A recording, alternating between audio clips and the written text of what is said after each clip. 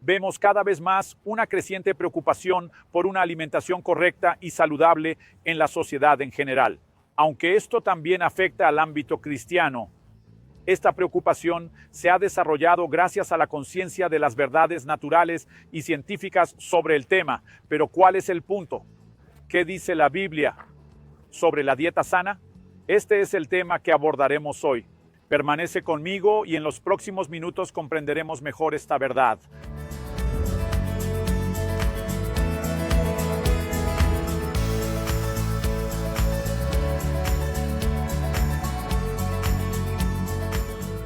Hoy estoy en la ciudad de Banff, en Alberta, Canadá, para compartir una palabra con tu corazón. En Efesios capítulo 5, versículo 29, el apóstol Pablo dice que nadie ha odiado jamás su propio cuerpo.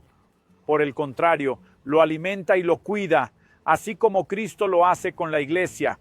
El apóstol Pablo establece un paralelo entre cómo Cristo trata a su iglesia y cómo debemos hacerlo nosotros. El esposo debe amar a su esposa como Cristo ama a la iglesia. Este es el contexto anterior. La esposa debe someterse a su marido, así como la iglesia se somete a Cristo. Y ampliando y extendiendo el concepto paralelo, habla de cómo Cristo alimenta y cuida de su cuerpo, la iglesia. Y ese es el paralelo para que tú y yo también podamos cuidar de nuestro cuerpo. Y parte de la idea de cuidar se refiere a la alimentación, a la nutrición. Así que quiero llamar tu atención sobre un principio más en una serie de videos donde discutimos el cuidado del cuerpo que se relaciona con la alimentación sana. Existen verdades que necesitamos entender plenamente. En primer lugar, en estos días modernos como los que vivimos, donde hemos tenido tantos avances tecnológicos, el avance industrial y otras cosas, nuestra comida está pero muy distante de lo que era en la antigüedad. No solamente por la presencia de alimentos procesados en la actualidad, sino también cuando alguien piensa que únicamente consume cereales naturales. A menudo no puede percibir las alteraciones de los transgénicos, ni siquiera puede imaginar la cantidad de químicos, de pesticidas que se han utilizado en la preparación de eso. Es decir, no podemos establecer un paralelo exacto, pero aún así debemos reconocer a lo largo de la historia. Tal vez la comida no representaba un gran desafío como sí lo hace actualmente. Sin embargo, existen algunas realidades que me gustaría mencionar. La primera de ellas se refiere a la relación con la comida. Mi énfasis no está en que haya un error en la comida en sí misma, sino que debemos entender que lo que no es malo puede estar en un lugar equivocado en nuestras vidas. Por ejemplo, miramos la palabra de Dios y notamos que toda advertencia que hace sobre el dinero no presenta al dinero en sí como algo malo. La Biblia dice que el amor al dinero, no el dinero, es la raíz de todos los males. Además, la palabra de Dios nos advierte que si nuestras riquezas crecen, no pongas tu corazón en ellas. Salmo 62:10. Es decir, el problema no es el dinero, sino la forma en que nos relacionamos con él. Si ocupa un lugar de importancia que no le corresponde, si estamos o no bajo su control. Por ejemplo, la Biblia contiene un mandato divino sobre el descanso. Dejar de trabajar para descansar no tiene nada de malo, pero la Biblia hablará de otro extremo que va más allá del descanso, que es la pereza. Es quien no quiere salir de la cama, no quiere hacer nada. Entonces, no estamos juzgando la pausa para descansar, sino la forma en que se maneja y cuáles son las prioridades. Así como en la Biblia no hay absolutamente nada de malo con el sexo es un regalo divino para que la pareja no solo se multiplique, no solo para procrear, sino también para el placer. Pero si se usa mal, ya sea fuera o dentro del matrimonio, fuera de los parámetros bíblicos, lo que debería ser una bendición puede convertirse en un problema y llevarnos al pecado. Lo mismo sucede con la comida. Cuando Dios establece la comida, no solo le dio al hombre una forma de nutrición, sino que también le proporcionó una fuente de placer. La Biblia dice que Dios creó todo tipo de alimentos y le dijo al hombre en el jardín que podía comer de todos los árboles. Podría haber creado un fruto único, con iguales tono, aroma, configuración y consistencia que lo caracterizan, con todos los nutrientes que necesitamos pensamos. Podría ser aburrido comer eso siempre, pero tendríamos la nutrición asegurada. Dios cuidó la variedad de colores, tamaños, olores, texturas y sabores, porque de alguna manera la comida también fue dada para el placer. Ahora podemos extrapolar los límites del deleite establecido por Dios y entrar en un terreno donde la relación con la comida se vuelve incorrecta. Varios textos bíblicos hablan de la comida como deleite. Comerán, se saciarán. Deuteronomio 8:10, alabarán al Señor, su Dios. Nehemías 8:10, la alegría del Señor es su fuerza, en el contexto donde el pueblo era llamado a festejar.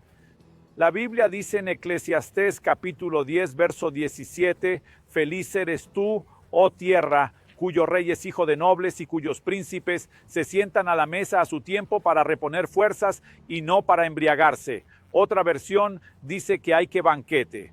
Es decir, hay momentos en que la comida es parte de un evento festivo, sí, pero eso no puede ser un evento continuo. Existen puntos de vista donde los alimentos se emplean para restaurar energías y no solo para la búsqueda constante de placer. Dicho esto, quiero señalar en segundo lugar la relación con la comida.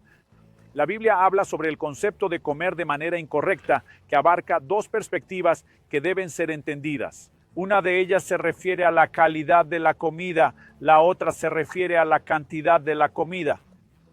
En el segundo libro de Reyes, capítulo 4, de los versos 39 a 41, hay un ejemplo de cómo cuando uno de los discípulos de los profetas recibe una instrucción para que pudiera preparar comida para el resto de los discípulos de Eliseo, del profeta Eliseo. Y la Biblia dice en el versículo 39 que uno de ellos salió al campo a recoger hierbas y encontró una planta trepadora. Otras traducciones lo presentan como una colocíntida.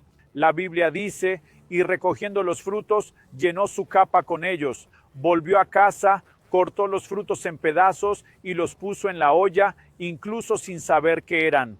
La Biblia menciona en el verso 40 que después dieron de comer a los hombres. Mientras comían del guiso gritaron, muerte en la olla, oh hombre de Dios, y no pudieron comer. Pero Eliseo dijo, traigan harina. Él la puso en la olla y dijo, sirvan a la gente para que coman. Y ya no había mal en la olla.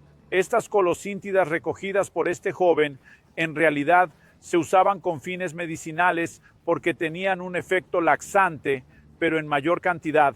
Además de ser tóxicas, podrían causar sangrado intestinal y llevar a las personas a la muerte. En un momento, alguien se dio cuenta de que algo no estaba bien. Hay muerte en la olla. ¿Qué era el resultado de esa muerte?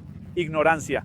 Quien puso la comida allí no sabía lo que estaba colocando. No tenía idea de lo dañino que era. Traigo este texto porque se asemeja a nuestros tiempos.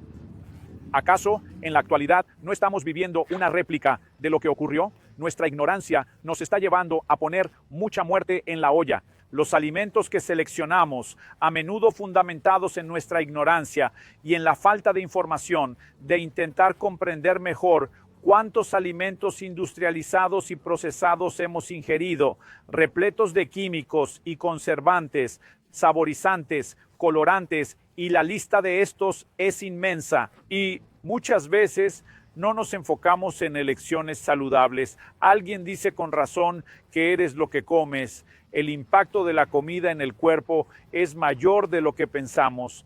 Y las malas elecciones, vivimos en una época donde las personas simplemente tienen una dieta llena de azúcar, de harina de trigo y tantas otras cosas que, especialmente en la cantidad que se consumen, son más dañinas de lo que se puede imaginar. Estamos llevando la muerte a la cacerola y por medio de ella a nuestro cuerpo. Debemos entender que el concepto antiguo de salud era solo prevenir enfermedades con buena alimentación. Hoy día nuestra acción causa daño y después buscamos solucionarlo mediante el uso de medicamentos.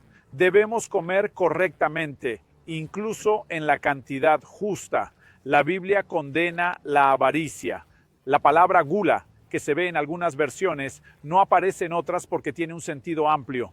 Puede significar borracheras, puede referirse a las fiestas romanas de aquellos días, pero normalmente siempre se menciona tras hablar de las borracheras o el abuso de bebidas. Así que no creo que en la Biblia, al hablar de las obras de la carne, haya solo una repetición. En esas celebraciones comían en exceso. Había casos en los que los romanos llegaban a vomitar para poder comer más. Cualquier exceso es en realidad un desmesura y se nos llama a vivir el fruto del Espíritu, que incluye el autocontrol. Entonces, tenemos que ajustar la calidad y también la cantidad. ¿Cuál es la influencia o el impacto que la comida puede tener sobre la vida espiritual? Aunque no es un error en sí, puede hacernos cometer equivocaciones si nos relacionamos mal con ella. El hombre cayó en el Edén en la primera tentación con una propuesta disfrazada detrás de la comida. Jesucristo, según Mateo 4 y Lucas 4, en el relato que tenemos, su primera prueba fue sobre la comida. Aunque de forma diferente a Adán, vemos a nuestro Señor saliendo victorioso. Esaú vendió su derecho de primogenitura por un plato de comida. Al llegar a Filipenses, en el capítulo 3, verso 19, en el Nuevo Testamento, la Biblia menciona a personas cuyo Dios es su vientre. Debemos cambiar nuestra visión de cómo nos relacionamos con la comida. Comprender que las decisiones sobre alimentos, desde la calidad hasta la cantidad, deberían ser para cuidar nuestro cuerpo, brindando nutrición y salud, para cuidar el cuerpo, que es el templo del Espíritu Santo. No se puede vivir de espiritualidad extrema, como hemos comentado. Hay que entender que el cielo puede esperar. Alguien me preguntó hace poco, pero sí como mal, ¿me mandará al infierno? Y lo que respondí, y he repetido en muchos videos, es que quizás no te lleve al infierno, pero seguramente te lleve al cielo antes. Entonces, que podamos ser sabios, entender los valores de las Escrituras, corresponder con Dios y ser buenos administradores de nuestro cuerpo. Así que tú también elige una dieta saludable para la gloria de Dios. En la primera carta a los Corintios, capítulo 10, verso 31, se dice que todo lo que hagamos, ya sea comer o beber, debe ser para la gloria de Dios.